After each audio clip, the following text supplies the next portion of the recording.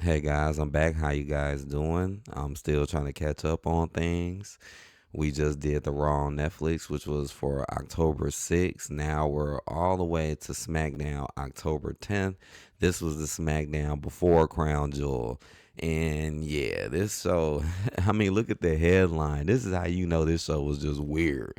Look at the headline. Zelina Vega seemingly aligns with Aleister Black during Last Man Standing match win. Like, what? This is the headline of the night. Like what? And then it's like so this is what y'all do with Zelina Vega. Zelina Vega hasn't really been here since she lost her belt. Um right, as the United States title, right? And she had it for a very short amount of time, and I felt like that was kind of messed up. Like Zelina, they could have did more and better. They only had it with her for like a month, and then ever since she lost it, she been gone. And then you just bring her back to just put her with Aleister Black when he ain't even doing nothing special and nothing really going on. This was just a ridiculous way to end the match, honestly, and to have a crazy finish somewhat. But let's get into it.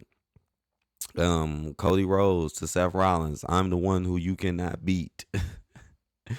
Now this is just boring because they just really don't do nothing special with Cody. They either aligning him with Randy or doing some waste of time shit or got him talking in the air. Just like right here, he just did a promo talking about respect, all this other stuff, talking in the air.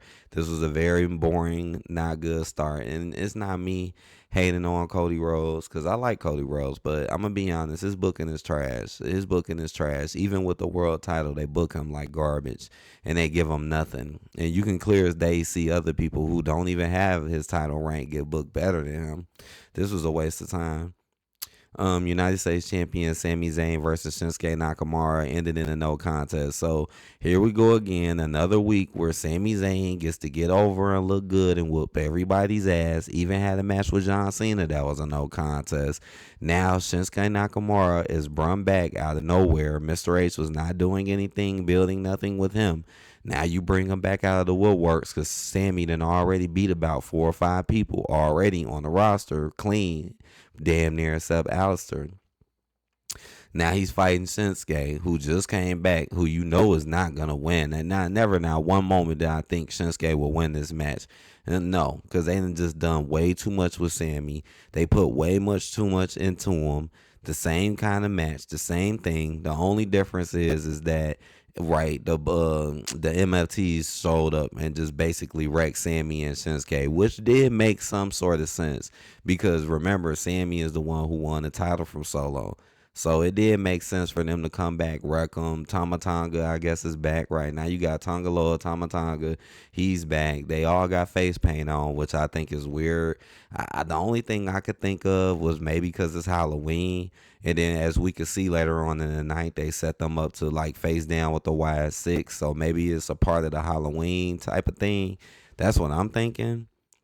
Yeah, I mean, I'm happy to see him back because Bronson Breaker and Bronson Reed, they just been taking over all the spotlight. That's how you know Triple H sucks at creative too. He sucks with the draft. He uses the same people in both shows, which makes you not, and then puts more effort in the Raw, well, barely, but more. So that make you not even want to watch SmackDown. Like for real, he'll just use the same people on both shows. The MFTs, I'm happy they're back though, so because just add something else instead of the Browns constantly, you know.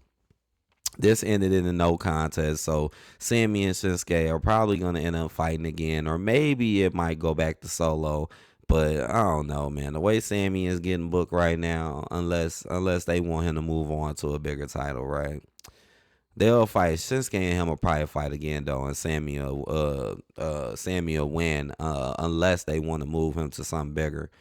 WWE Women's Champion Tiffany Stratton and Women's World Champion Stephanie Vacure defeat Women's United States Champion Julia and Kiana James. This again, if y'all watch my Raw review, you will totally understand where I come from with this. Again, this whole thing with Tiffany and it's just stupid because it's just protecting Tiffany.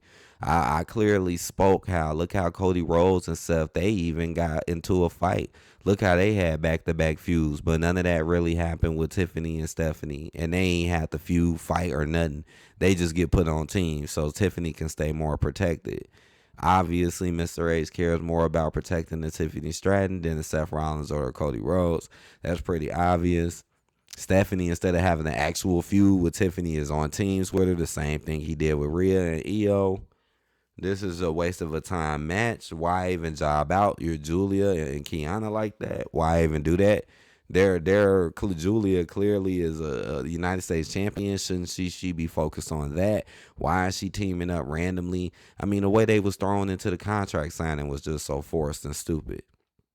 Now they're teaming up randomly to fight two champions when you know they're gonna lose. Come on now, this was not good. Um, WWE Tag Team Champions, the Y6, defeat the Street Profits. Well, you know that's just plain out garbage.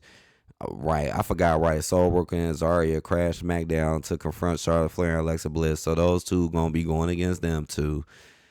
I mean, they ain't really been doing nothing with Charlotte and Alexa lately, so we'll see how that goes. Now, with the Street Profits, this is just horrible. Like, Street Profits have won like 2 or 3 contenders matches and lost every single time. Even lost in the big 6-man title feud. Like, what is up with this? Why is the YS6 being booked so strong like this? Like, what in the world? Like, they like this is why I keep having the Street Profits win to go, a contenders match to go against them just to lose. I swear this has got to be the second or third time they lost, and it wasn't back to back. You know, they would go wrestle, do some other stuff for a minute, come back, win the contenders match, and then lose. Like, what the hell? This is just trash. The Y6 is so boring and annoying. And then why Uncle Howdy wasn't even here in their winning matches. And then after the end of it, the MFTs show up, right? To like stand up to them. Let me see. Right, Dawkins continued the area assault with a huge dive over the top rope onto Eric Rowan. Before his Frost Splash was countered, which allowed the YS6 to hit the Plague to win the bout and retain their title. Yeah, it just, the ending happened so fast, too. They just hurried up. Oh, let's hit them with the finisher. They messed up. When you know it was interference and all other type of shit. After the match, the group was confronted by Tama Tonga, Tonga Loa, Tala Tonga, and MC JC Mateo. So, yeah, they came in.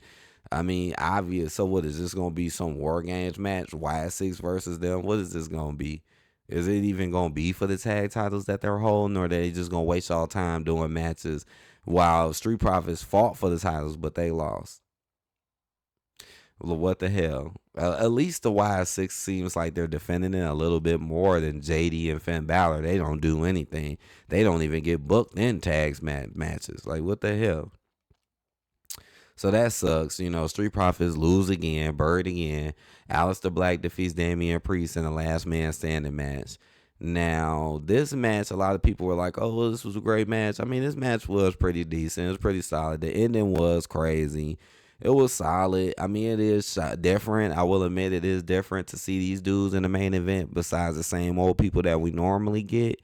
So I guess that was a little interesting.